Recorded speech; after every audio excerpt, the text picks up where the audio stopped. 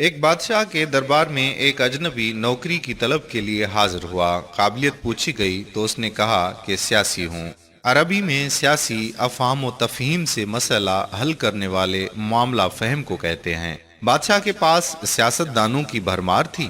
اسے خاص گھوڑوں کے استنبل کا انچارج بنا لیا، جو حال ہی میں فوت ہو چکا تھا۔ چند دن بعد بادشاہ نے اس سے اپنے سب سے مہنگے اور عزیز گھوڑے کے متعلق دریافت کیا۔ اس نے کہا کہ نسلی نہیں ہے۔ بادشاہ کو تعجب ہوا اور اس نے جنگل سے سائز کو بلا کر دریافت کیا۔ اس نے بتایا کہ گھوڑا نسلی ہے، لیکن اس کی پیدائش پر اس کی ماں مر گئی تھی۔ یہ ایک گائے کا دودھ پی کر اس کے ساتھ پلا ہے۔ اجنبی کو بلایا گیا اور پوچھا گیا کہ تم کو کیسے پتا چلا کہ یہ گھوڑا اصیل نہیں ہے؟ اس نے کہا کہ جب یہ گھاس کھاتا ہے تو گائیوں کی طرح سر نیچے کر کے، جبکہ نسلی گھوڑا گھاس منہ میں لے کر سر اٹھا لیتا ہے۔ بادشاہ اس کی فراست سے بہت متاثر ہوا۔ موصول کے گھر اناج، گھی، بھنے دمبے اور پرندوں کا اعلیٰ گوشت بطور انعام بھجوا دیا۔ اس کے ساتھ ساتھ اسے ملکہ کے محل میں تعینات کر دیا۔ چند دنوں بعد بادشاہ نے مصاحب سے بیگم کے بارے میں رائے مانگی۔ اس نے کہا طور و اتوار تو ملکہ جیسے ہیں، لیکن شہزادی نہیں ہے۔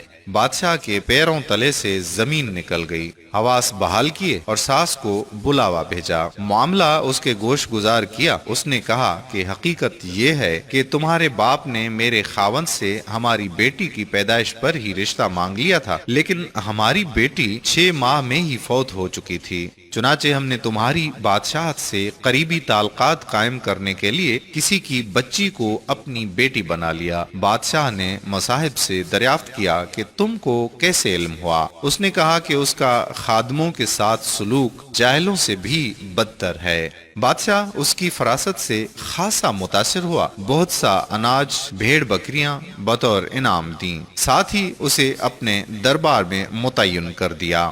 کچھ ہی وقت گزرا تو اجنبی کو بلایا، اپنے بارے میں دریافت کیا۔ مصاحب نے کہا کہ اگر جان کی امان پاؤں تو عرض کروں۔ بادشاہ نے وعدہ کیا۔ اس نے کہا نہ تو تم بادشاہ زادے ہو، نہ تمہارا چلن بادشاہ والا ہے۔ بادشاہ کو تاؤ آیا، مگر جان کی امان دے چکا تھا۔ سیدھا والدہ کے محل پہنچا۔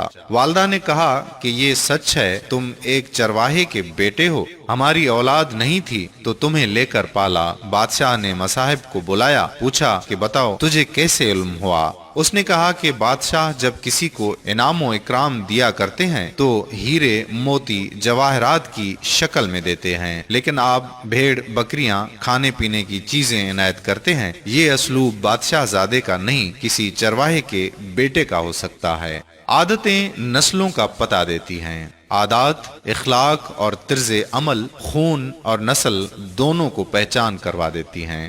قارئین اکرام، اگر آپ نے ابھی تک ہمارا پیج پیارا اسلام لائک نہیں کیا تو ابھی سے لائک کر کے فالو کر دیجئے، تاکہ ہم ایسی مزید معلوماتی ویڈیوز آپ تک پہنچاتے رہیں۔ اور اگر آپ نے ہمارا یوٹیوب چینل پیارا اسلام سبسکرائب نہیں کیا تو یوٹیوب پر بھی ہمیں سبسکرائب کر دیجئے اور اس ویڈیو کو زیادہ سے زیادہ شیئر کر دیجئے۔ جزاک اللہ خیرہ۔ السلام علیکم ورحمۃ اللہ وبرکاتہ۔